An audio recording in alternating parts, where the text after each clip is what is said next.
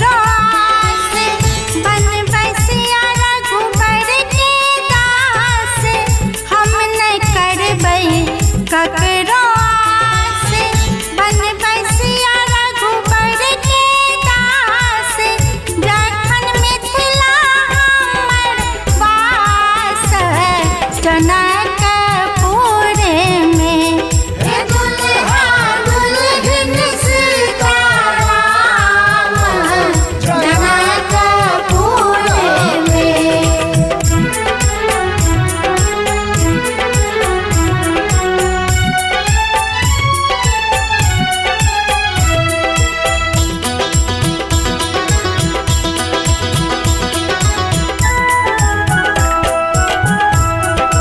दुल्हा मंद मंद मुस्कान बिंबाधर खने मुख पान